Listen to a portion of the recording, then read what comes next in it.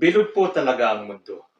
Yan napatunayan na natin ng napakaraming beses. Lagi pong nangyayari yung times na ikaw ang nasa taas and then biglang iikot ang mundo, you will find yourself nasa ilalim na. Yan po napatunayan ko na naman nito pong August 21. Yun po yung Ninoy Aquino Day. Gusto ko lang po magbigay ng reaction doon sa tatlong nabasa kong mga speeches o pahayag na nagpapatunay na ang mundo ay bilog. I'm going to give my honest reaction, isang reaction ng isang katulad kong simpleng mamamayan sa mga nagaganap sa ating kapaligiran. Unahin po natin yung speech ni Balsi Aquino sa anibersaryo ng pagkamatay ni former Senator Ninoy Aquino. Sabi po sa headline ng Philstar Global, Aquinos, thank you for being one with us. The late Senator Benigno Aquino Jr.'s eldest child is thankful to Filipinos who joined in remembering her father. Sabi po niya, to you, our fellow Filipinos, who joined us today when being seen with Aquinos is not exactly in fashion during this time. Thank you for being one with us today in remembering Ninoy Aquino, Maria Elena Balsi Cruz said at the Santo Domingo Church in Quezon City. Unahin ko po ito. Dito makikita mo na kagad yung pagbaliktad ng mundo. Sabi kasi ni Balsi dito, nagpasalamat siya sa mga Pilipino who joined them today when being seen with Aquinos is not exactly in fashion during this time. Hindi ba ganyan din nung panahon nung napatalsik ang Marcos family? Nung sila ay nasa Hawaii at yung mga Marcos loyalist dito ay mga nagsawalang kibo na lang to the point na parang sila ay nagtatago because during that time, it was not fashionable para malaman na ikaw ay isang Marcos loyalist. Na kapag nalaman nila na ikaw ay maka-Marcos, parang pinagdidirihan ka. So, Marcos supporters and loyalists chose to keep quiet during those trying times. And what do we see today? Sa sinabing ito ni Balsi, na it is exactly not in fashion na kapag ikaw ay nalamang Aquino or sumusuporta sa mga Aquino. Kalungkot naman, ano? Talagang bumaliktad yung pagkakataon. Karma po ba ang tawag dyan? Anyway, pagpatuloy ko dito ha. Cruz, emotional at the tail end of her speech, recalled how some people said that the sacrifices made by her father Ninoy, Mother Corazon Aquino, and brother Benigno Simeon Noynoy Aquino III, both former presidents, went to waste and their names were being tarnished. Hindi po ba ganyan ang ginawa ng mga Aquino sa mga Marcoses nung sila ay umalis at nagpunta ng Hawaii? Wala tayong maririnig kay former President Corazon Aquino. Kahit na isang salitang maganda tungkol sa mga Marcoses. Hindi po ba puro pagtuligsa, pagbatikos na kung ano-anong mga negative na mga salita ang narinig natin mula kay former President Corazon Aquino. Lahat po sila, pare-pareho sila ng naratibo to tarnish the name of the Marcos family para makalimutan ng taong bayan yung mga magagandang ginawa ni President Marcos at ni former First Lady Imelda Marcos.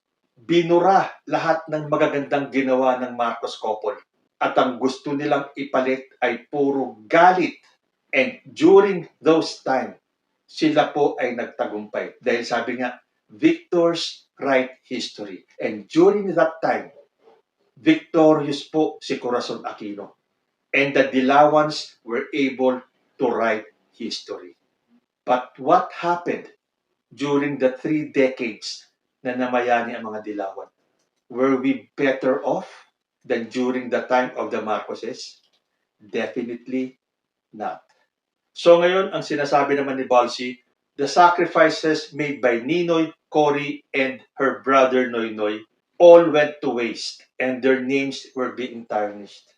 Sad talaga, no? Bumaliktad talaga ang mundo. Lahat ng ginawa nila sa mga Marcoses nangyayari ngayon sa Aquino family. Pero ito maganda itong sinabi niya. The good that people do in this world may be covered or forgotten, but these are never erased. Ito, tugmang-tugma sa mga Marcoses. The good that the Marcos did for the Philippines. Pagtakpan man nila ng kahit anong mga negative na mga naratibo, pilit man nilang binura sa isipan ng mga Pilipino ang mga magagandang nagawa ng mga Marcos family. But those good things will never be erased. Ano ang nangyari? Eh di lumabas na ulit yung mga magagandang ginawa ni President Marcos. Isa-isa na naman naglilitawan yung kanyang mga magagandang mga proyekto, yung kanyang magagandang nagawa para sa bansa. Na lahat pilit na pinakalimot ni Corazon Aquino sa mamamayang Pilipino. Hindi nga po ba halos lahat o kundi man lahat ng proyekto ni President Marcos ay pinatigil ni Corazon Aquino. Para sa akin nga I will call her a vengeful president. Puro paghihiganti ang kanyang ginawa.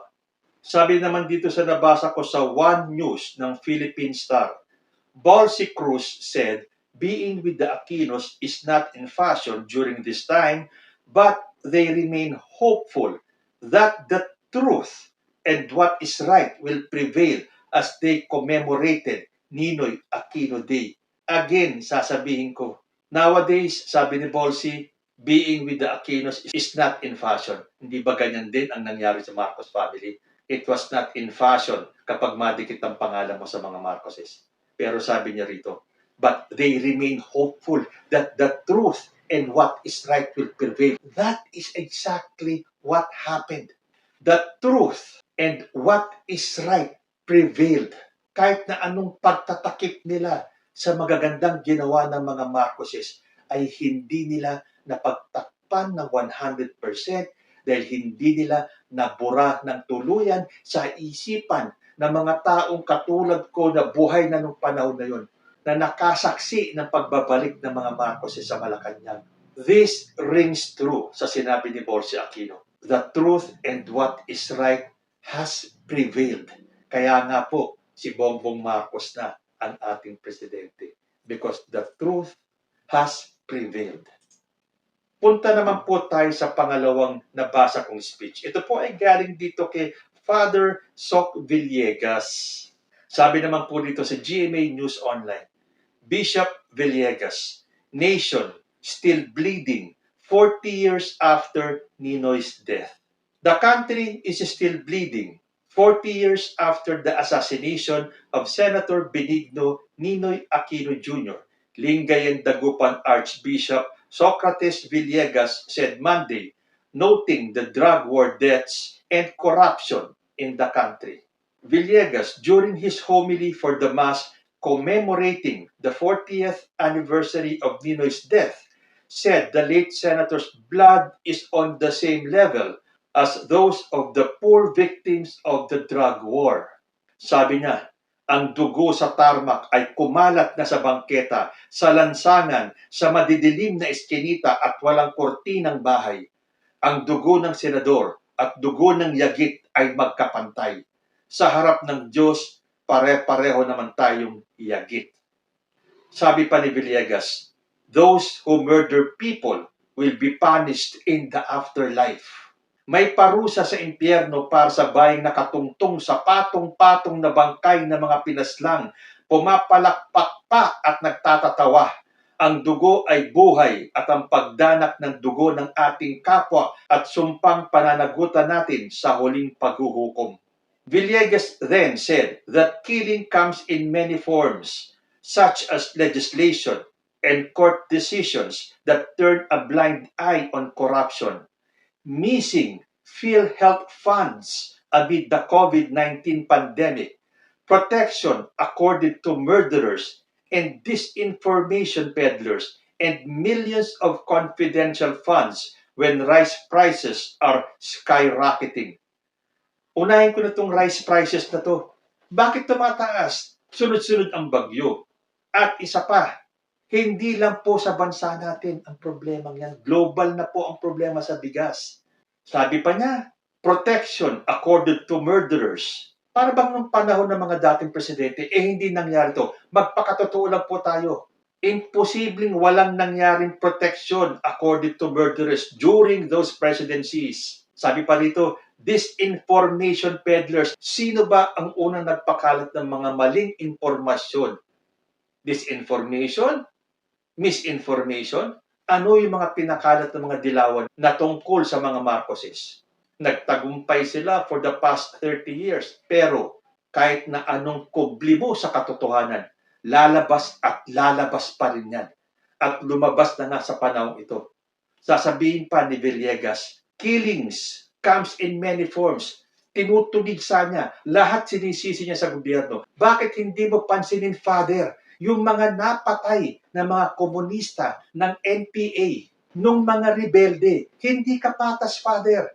Okay, kung meron man na nangyayaring ganyan sa gobyerno, kaninong gobyerno ang walang ganyan? Sa tingin mo, nung panahon ni President Cory, walang ganitong mga pagpatay? Kahit yung mga sumunod na presidente, walang nangyaring mga killings? Oh, come on, Father. Huwag tayong magbulag-bulagan. Alam natin yan. Since time immemorial, hindi nawala lahat ng mga sinasabi mo. And yet, lahat isisisi mo sa gobyerno. Bakit hindi mo kastiguhin yung mga rebelde? Wala bang naganap at nagaganap na mga killings sa ilalim ng grupong ito? Bakit hindi mo sila matuligsa? Sabi pa ni Villegas, the blood shed should ignite action among the populace, just like what happened after Ninoy was assassinated 40 years ago. Ano ang gustong ipahiwatig ni Father Villegas dito? Dapat daw mag-ignite ng action. Ano ba ang nangyari noon? Nag-people power. So yung ba ang gusto ni Father Villegas ulit? Magkaroon ng people power? Para ano? Para patalsikin ang isang Marcos na naman? Kung nagawa nyo dati yan, hindi nyo na po magagawa ngayon.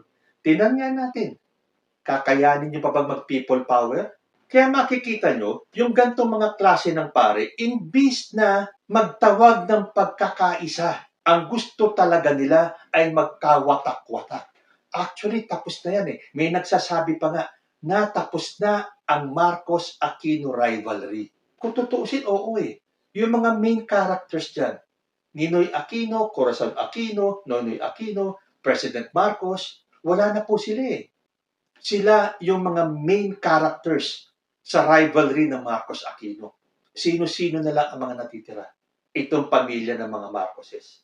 Na imbis na magbenggansa, na imbis na gumanti sa mga ginawa ng mga dilawan sa pamilya nila, may narinig ba tayo kahit na isang salita ng paghihiganti galing kanila unang ginang Imelda Marcos, Amy Marcos, President Bongbong Marcos, Irene Araneta Marcos? Wala po. Ano po ba ang sinabi ng ating presidente noong August 21 na anibersaryo ng pagkamatay ni Ninoy Aquino? Sabi po niya, I stand united with all Filipinos worldwide in commemorating the Ninoy Aquino Day by standing for his beliefs and fighting for battles he deemed right. He became an example of being relentless and resolute for many Filipinos. Imbis na magsalita siya ng paghihiganti or burahin niya yung Ninoy Aquino Day para maaganti man lang sila, ginawa ba niya? Hindi. Sinabi pa niya, I stand united with all Filipinos worldwide. Dahil ang sabi niya, Ninoy Aquino stood for his beliefs and fought for battles he deemed right. Ito makakalaban na to. Ang pinaglalaban nyo ay yung mga bagay na para sa inyo ay tama. Hindi man tama sa kalaban, pero para sa inyo tama. At sabi niya, Ninoy became an example of being relentless. Ibig sa atin mga Pilipino, na kung meron tayong ipaglalaban, kailangan nating panindigan. Well, tama man o mali sa ating paniniwala. So doon sa mga naghihintay na magsalita si President Bongbong Marcos ng anything against the Aquinos, they were disappointed. Dahil mantakin ninyo, pamilya ni President Bongbong Marcos, ang dumanas ng hirap, pighati, paninira, pagtuligsa during all these years. At ngayon siya ang nakaupo. Pwede siyang paghiganti. Pwede niyang sabihin lahat ng gusto niyang sabihin against the Aquinos. Tulad ng ginawa ni former President Corazon Aquino nung siya na ang nakaupo. Hindi ba puro pagtuligsa sa mga Marcos ang ginawa niya? May narinig ba tayo ngayon kay President Bongbong Marcos? Wala. Makikita niyo ang kaibahan ng isang Aquino at ng isang Marcos. Ang gusto ni President Bongbong Marcos ay magkaisa. Siya pa mismo ang nagsabing, I stand united with all Filipinos worldwide. And that is what we call magnanimity. Magnanimous in victory. Bakit pa ba naman kailangan maghiganti? History na ang nagsabi. History na ang nagtama. Ano po ba ang ibig sabihin ng magnanimous? Sabi po rito, generous or forgiving, especially toward a rival or less powerful person. Kasi porke baliktad na ang mundo, kung nung araw mas powerful ang mga Aquino, ngayon baliktad na.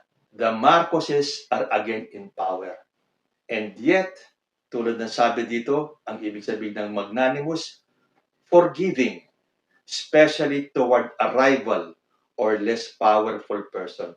Ngayon, the Aquinos are the less powerful persons. And yet, makikita natin na gusto ng ating presidente na magkaisa na tayo. Tapos na yung Marcos-Aquino rivalry. Wala na yung mga main characters niyan. We have to move forward if we want our nation to be great again. So makikita natin dito sa tatlong speeches na narinig ko. Yung kay Balsi, bumaliktad ang mundo. Dahil yung mga ginawa nila, yung mga pinaranas nila sa mga Marcoses noon, siya namang nararanasan ng mga Aquino. Ito naman kay Father Soc Villegas, imbis na you call for unity, ang gusto mo pa maghimagsik dahil sabi mo, dapat gumawa ng aksyon tulad ng ginawa nila nung na-assassinate si Ninoy Aquino. Dapat daw gumawa ulit ng aksyon. Yan ba ang turo ng isang alagad ng Diyos? Imbis na magturo ka ng pagmamahal sa kapwa at ng pagkakaisa, ang gusto mo ay wag matapos ang division sa ating mga Pilipino. And then, yung speech ni President Bongbong Marcos, punong-puno ng pagpapakumbaba ng kagandahang loob. Imbis na magsalita ng mga negative at maghiganti sa mga taong nagpahirap sa kanila. Ang gusto niya is for all of us to stand united. At yun po ang dapat nating gawin. Kaya sa mga ganitong pagkakataon, I feel very proud at wala ni katiting na pagsisisi na ibinoto ko si Bongbong Marcos para maging presidente ng ating bansa. Kayo po, ano ang masasabi niyo? Comment lang po down below and I will be back.